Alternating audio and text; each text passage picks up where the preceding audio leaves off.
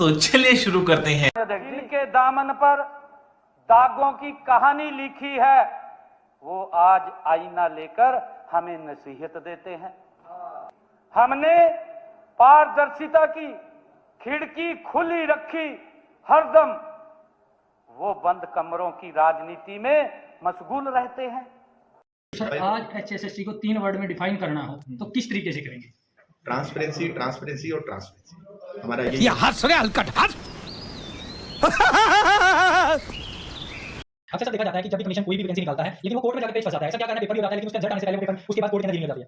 Court में जाना सबका राइट है, कोर्ट में लोग जाते हैं, किसी का भी कोई भी है, कोई 0.5% से रहता है, किसी को राइट है चले जाते हैं। हम लोगों का भी अगर ऐसी चीजें हो जाए तो फाइनल हो जाएगी, करना हो, लेकिन उनका राइट है, वो जाते हैं, अगर कुछ हमसे गलतियां होती है तो बोलते हैं इसको ठीक करिए, लेकिन उसके अनुसार बच्चे को भुगतना पड़ता है। प्रोसेस है, हमेशा ही होगा, एक टाइम प्रोसेस है।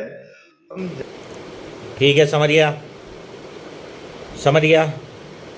ये 11 साल से नहीं, अगर मैं ऐसे बोलूंगा तो कुछ था ही नहीं, वो भी हमने किया। ऐसा नहीं बोलिए आप, हर चीज का आंकड़ा होता है, हर चीज में बोलना भी अच्छी बात नहीं होती, हर चीज में बोलना भी अच्छी बात नहीं होती। मतलब जेबीटी में बात कर रहे थे, रिजल्ट के बारे में क्वेश्चन पूछा है, उसका हम लोग 24,000 का रिजल्ट आया।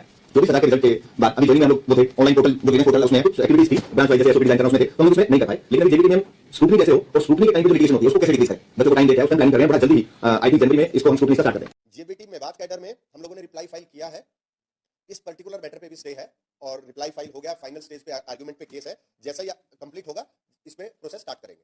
ये परिणाम कब तक? बड़ा जल्दी, मैं भी बड़ा जल्दी, मैं लेकिन बड़ा जल्दी, हम कोर्ट केसेस में ही बिजी थे तो बड़ा। तू समझा? हाँ नहीं, तू समझा नहीं। मैं तो हैरान हूँ माननीय अध्यक्ष जी। Wake up to reality. 2026 आ गया, एक पूरा सेशन बीत गया, अब एक और नया सेशन शुरू होने वाला है, लेकिन भर्ती अभी भी वहीं अटकी है। उम्मीदवार पूछते रहे कि सर कब आएगा रिजल्ट, मैडम कोई अपडेट है क्या, लेकिन जवाब आज तक किसी के पास नहीं है। और ये सिर्फ एक भर्ती नहीं है, ये हजारों परिवारों की उम्मीदों की कहानी है।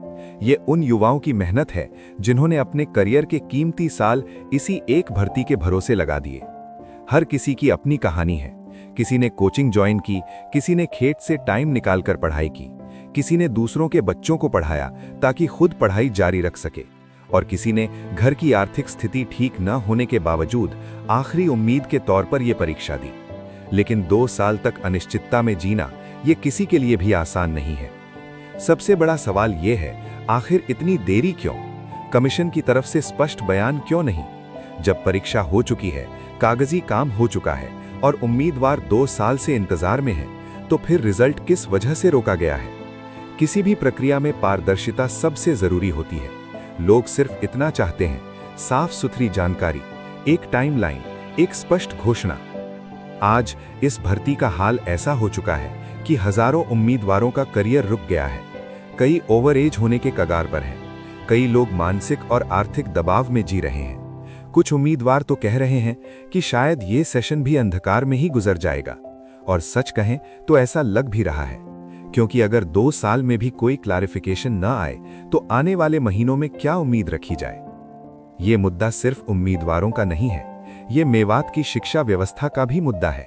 यदि शिक्षक भर्ती 2-2 साल अटकी रहेगी तो बच्चों का भविष्य कौन संभालेगा? एक देरी सिर्फ एक नौकरी को रोकती नहीं, वो कई पीढ़ियों की शिक्षा को प्रभावित करती है। ये बात समझना बेहद जरूरी है।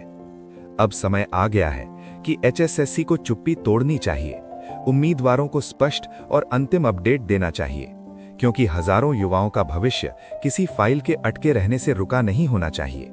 उम्मीद है कि आगे आने वाले दिनों में कमीशन सच में कुछ ठोस कदम उठाएगा और उम्मीदवारों को वो परिणाम मिलेगा जिसका वो 2 साल से इंतजार कर रहे हैं। भर्ती 12 साल बाद आई थी।